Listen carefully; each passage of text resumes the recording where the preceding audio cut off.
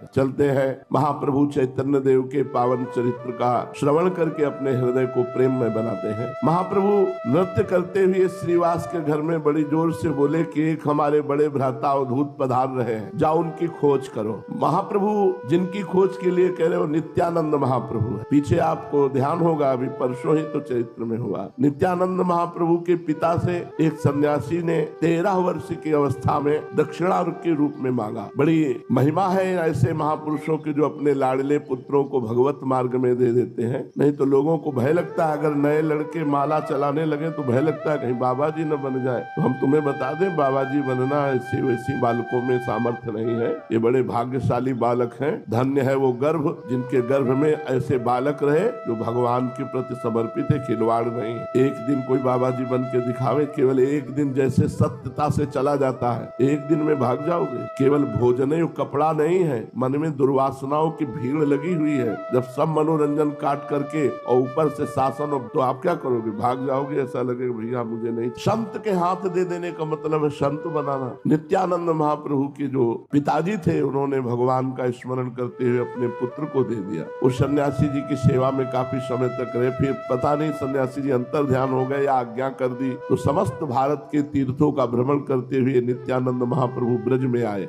ब्रज के तीर्थों का भ्रमण करके एक आकर्षण हुआ और नवद्वीप पहुंचे। इधर आकर्षण हुआ, ये नवद्वीप पहुंचे, उधर आकर्षण हुआ चैतन्य महाप्रभु को कि कोई अवधूत आए हैं। तो नित्यानंद महाप्रभु के प्रेम के आकर्षण से आकर्षित होकर चैतन्य महाप्रभु के भक्तजन ढूंढ रहे थे कि कहाँ है वो अवधूत जिनकी चर्चा महाप्रभु ने भावावेश में कीर्तन के समय की। नवद्वीप में अवधूत नित्यानंद जी को सब खोजने लगे। अब नवद्वीप कोई छोटा गांव तो था नहीं जिससे वे झटपट नित्यानंद जी को खोज लाते, और नित्यानंद जी से किसी का कोई परिचय थोड़ी था कि ऐसे है नित्यानंद जी। पर आदेश हुआ महाप्रभु का कि खोज करो। श्रीवास पंडित और हरिदास जी, यवन हरिदास, दिन भर खोजते रहे, किंतु कहीं पता न चला कि कोई आगंतुक महापुरुष आए हैं। अंत में निराश होकर वे महाप्रभु के पास लौट आकर कहने लगे, प्रभु हमने आपकी आज्ञा के अनुसार नवद्वीप के मोहल्ले मोहल्ले में जाकर उन महापुरुष की खोज की, सब प्रकार के मनुष्यों के घरों में जाकर देखा,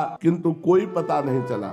अब जैसी आज्ञा हो वैसा करें, जहाँ बतावे वहीं जाएं, किंतु हमें उनका कुछ भी पता नहीं है। कैसा रूप है, कैसा रंग है, कितनी अवस्था है, ऐसा कुछ पता नहीं। महाप्रभु इनकी बात सुनकर मुस्कुराए और सबकी ओर देखते हुए बोले, वो स्वयं जरूर यहाँ आ जाए। मुझे रात्रि में स्वप्न हुआ है कि वे महापुरुष जरूर यहाँ आ गए हैं। लोगों से मेरे घर का पता पूछ रहे हैं। अच्छा एक काम करो, हम सभी लोग चलते हैं ढूंढने के लिए। ये कहकर महाप्रभु उसी समय उठकर चल दिए। उनके पीछे गदाधर, श्रीवास आदि भक्तगण भी हो लिए। प्रभु उठकर सीधे वहीं गए। पंडित नंदनाचार्य जी के घर में नित्यानंद महाप्रभु रुके हुए थे। आचार्य के घर में जाकर देखा, दिव्य कांति युक्त महापुरुष अमित तेजस्वी संपूर्ण घर को मानो प्रकाशित कर रहे हैं और पद्मासन में बैठे थे नित्यानंद महाप्रभु। उनके मुखमंडल की तेजोमयी किरणों से ग्रीष्म के प्रभाकर की किरणों की भांति प्रखर प्रचंडता नहीं थी। शरद चंद्रमा की किरणों के समान शीतलता,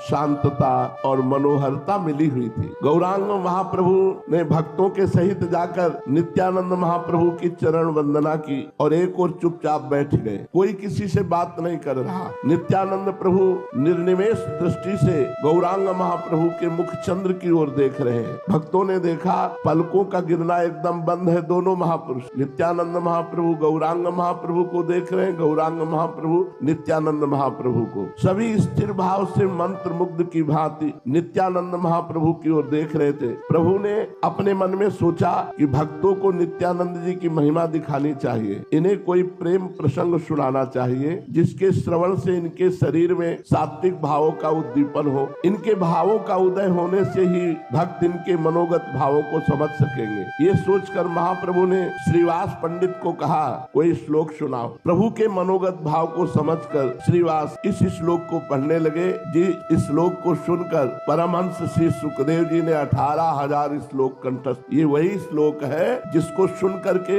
ब्रह्मानंद में छके हुए परमहंस श्री सुखदेव जी महाराज अपने पिता भगवान व्यास देव जी से 18,000 श्लोक वाले श्रीमद् भागवत ग्रंथ को कंठस्थ किया। श्रीवास बड़े मधुर स्वर से, उच्च स्वर से सुनाने लगे। बरहा पीड़म नटवर वपु कर्णयो कर्णिकारम बिभ्रद्वासः कनक कपिशम वैजयंतीं चमालां रंध्रान् वेणोरधर सुधया पूरयन् गोपवृन्दैर्वृन्दारण्यं स्वपदरमणं प्राविशदीत कीर्तिः।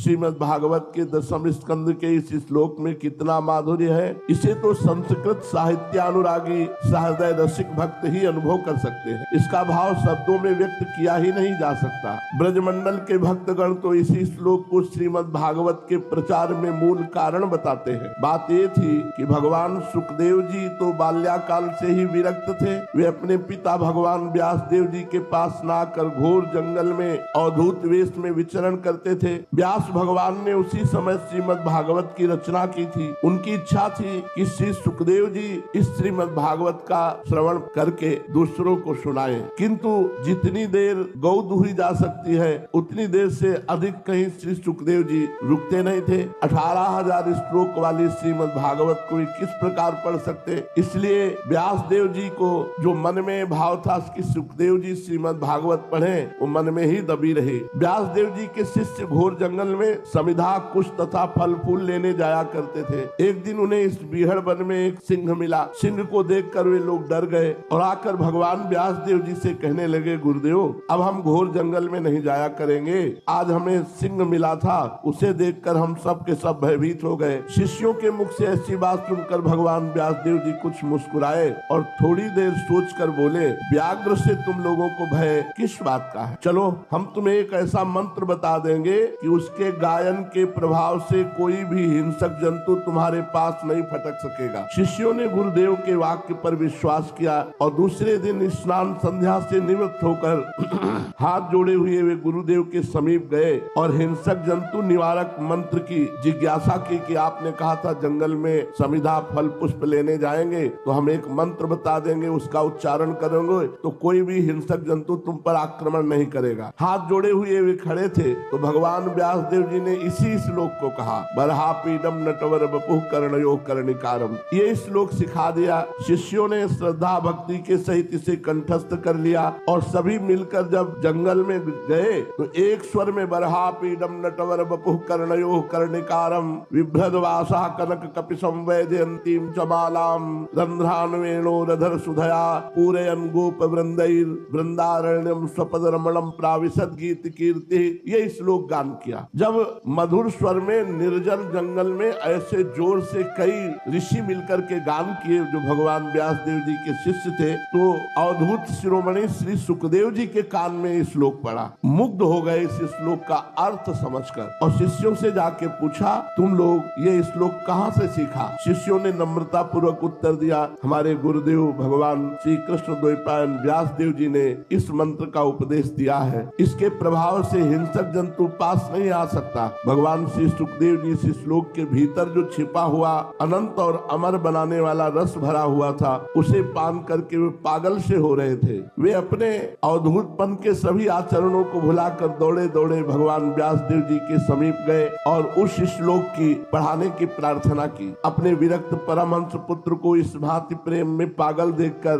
भगवान व्यास देव जी की प्रसन्नता का ठिकाना न रहा। वे श्री सुखदेव जी को एकांत में ले गए, धीरे से कहने लगे, बेटा मैंने इसी प्रकार 18,000 श्लोकों की परमहंस संहिता बनाई है, तुम उसका अध्ययन करो। इन्होंने आग्रह करते हुए कहा, नहीं पिताजी, हमें तो बस यही श्लोक बता दीजिए। भगवान व्यास देव जी ने इन्हें वही श्लोक पढ़ा दिया और इन्होंने उसी समय उसे कंठस्थ कर दिया। अब तो ये घूमते हुए उसी श्लोक को सदा गायन करने लगे। श्री कृष्ण प्रेम तो ऐसा अनोखा नशा है कि इसका जिसे तनिक भी चस्का लग गया वो कभी त्याग नहीं सकता। मनुष्य यदि छोड़ना भी चाहे तो भगवान का प्रेम उसे छोड़ने नहीं देता। श्री सुखदेव जी को श्री कृष्ण रसासौ, श्री कृष्ण मधुमय मनोज्ञ मदिरा का चस्का लग गया। फिर वे अपने अवधूत पने के आग्रह को छोड़कर श्री व्यास जी के समीप जाकर श्रीमद् भागवत के पठन में संलग्न हो गए और सांगो पांग 18,000 श्लोक कंठस्थ नष्ट किए। तभी भगवान व्यास देव जी कहते आत्मा रामश्च मुनयो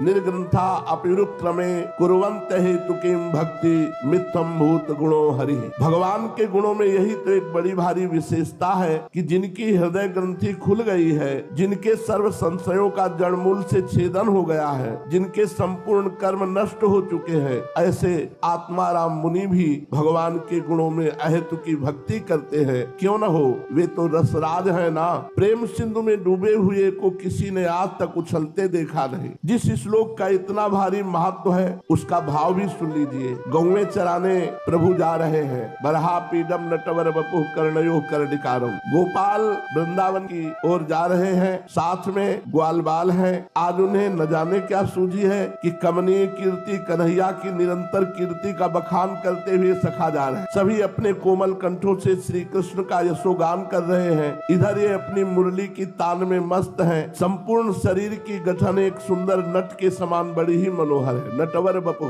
बरहा पीडम, सिर पर मोर मुकुट, और नटवर बपुः कानों में बड़े बड़े कनेर के पुष्प लगे हैं। कनक के समान, बिजली के समान, स्वर्ण के समान जिसकी कांति ऐसा पीतांबर धारण किए है। शरीर श्याम सुंदर है, श्याम शरीर है। बरहा पीडम नटवर बपुः कर्णयो कर्णिकारम बिभ्रदवासा कनक कपिशम वैजयंतीम चमालाम, वैजयंती माला धारण किए हुए हैं और आंखों की भ्रकुटियों को चढ़ाए हुए टेढ़े होकर बंसी के छिद्रों को अपने अधरामृत से पूर्ण करने में तत्पर हैं। उन छिद्रों में से विश्व मोहिनी ध्वनि सुनाई पड़ रही है। पीछे पीछे ग्वाल बाल यशोदानंदन का यशोगान करते हुए जा रहे हैं।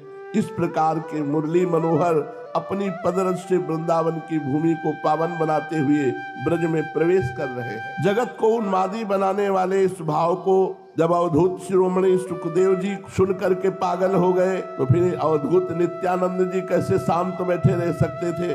जे ही नित्यानंद जी को यह श्लोक श्रीवास के मुख से सुनने को मिला, हुंकार मारी आसन में बैठे थे और मूर्छित होकर पृथ्वी पर गिर पड़े। मूर्छित होते ही प्रभु ने श्रीवास से कहा दोबारा इसी श्लोक का गान करो। श्रीवास जब दोबारा इस श्लोक पढ़ने लगे तो नित्यानंद प्रभु जोरों से हुंकार करते हुए हा कृष्ण हा। उनके दोनों नेत्रों से अविरल अश्रु बह रहे थे। शरीर के सभी रोम बिल्कुल खड़े हो गए, पसीने से शरीर भीग गया। प्रेम में उन्माद की भांति नृत्य करने लगे। प्रभु चैतन्य महाप्रभु, गौरांग महाप्रभु उठे और नित्यानंद महाप्रभु को गले से लगा लिया। दोनों महापुरुष परस्पर एक दूसरे का गाढ़ आलिंगन करने लगे। नित्यानंद प्रभु प्रेम में बेसुध से प्रतीत हो रहे थे। उनके पैर कहीं कहीं लड़खड़ा रहे थे और वो जोर से बोल रहे थे हा कृष्ण कहकर रुदन कर रहे थे। रुदन के बीच बीच में जोर से हुंकार करते थे। इनकी हुंकार सुनकर उपस्थित भक्तजन थरथर कांपने लगे। सभी काठ की पुतली की भांति स्थिर भाव से चुपचाप खड़े थे।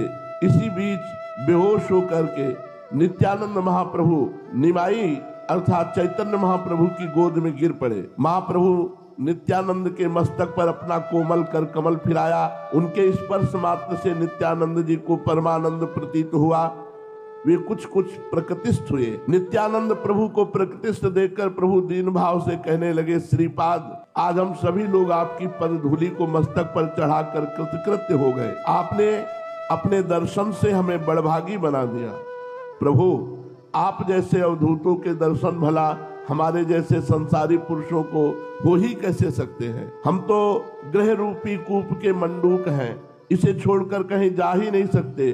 और आप जैसे महापुरुष हमारे ऊपर हेतु की कृपा करके स्वयं ही घर बैठे हमें दर्शन देने आ जाते हैं। इससे बढ़कर हमारा और क्या सौभाग्य हो सकता है। महाप्रभु की इस प्रेममयी वाणी को सुनकर अर्धीरता के साथ नित्यानंद प्रभु ने कहा, हमने श्री कृष्ण के दर्शन के निमित्त देश विदेशों की यात्रा की, सभी मुख्य मुख्य पुण्य स्थानों और तीर्थों में गए, सभी बड़े बड़े देवालयों को देखा, जो जो श्रेष्ठ और सात्विक देव स्थान समझे जाते हैं उन सबके दर्शन किए, किंतु वहां केवल स्थानों के दर्शन हुए। उन स्थानों के सिंहासनों को हमने खाली ही पाया। भक्तों से हमने पूछा कि इन स्थानों से भगवान कहाँ चले गए, तो मेरे इस प्रश्न को सुनकर बहुत से चकित रह गए, बहुत से चुप हो गए, बहुतों ने मुझे पागल समझा। मेरे बहुत तलाश करने पर एक भक्त ने बताया कि भगवान तो नवद्वीप में प्रकट होकर श्री कृष्ण संकीर्तन का प्रचार कर रहे हैं, तुम उन्हीं की शरण में जाओ, तभी तुम्हें शांति प्राप्त हो सकेगी। इसलिए हे मैं नवद्वीप में आया हूं, दयालु श्री कृष्ण ने कृपा करके स्वयं ही मुझे दर्शन दिए। अब वे मुझे अपनी शरण में लेते हैं या नहीं, इस बात को वे जाने। इतना कहकर फिर नित्यानंद महाप्रभु गौरांग महाप्रभु की गोदी में लुढ़क पड़े, मानो उन्होंने अपना सर्वस्व गौरांग महाप्रभु के चरणों में अर्पित कर दिया हो। महाप्रभु ने धीरे धीरे उन्हें उठाया और नम्रता के साथ कहने लगे, प्रभु आप स्वयं ईश्वर हैं, आपके शरीर में सभी ईश्वरता के चिन्ह प्रकट होते हैं, मुझे भुलाने के लिए आप मेरी ऐसी स्तुति कर रहे हैं। ये सब गुण तो आप में ही विद्यमान है, हम तो साधारण जीव हैं, आपकी कृपा के भिखारी हैं। गौरांग महाप्रभु से लगभग 11 वर्ष बड़े हैं नित्यानंद महाप्रभु, पर प्रेम में तो छोटा बड़ा नहीं होता। सर्वतो भावेन गौरांग महाप्रभु को नित्यानंद महाप्रभु ने आत्मसमर्पण करके अपना सर्वस्व समर्पित कर दिया, तो गौरांग महाप्रभु ने अपना बड़ा भाई कह करके नित्यानंद महाप्रभु को गले से लगाया। दोनों महाप्रभु मिले, नित्यानंद महाप्रभु और गौरांग महाप्रभु।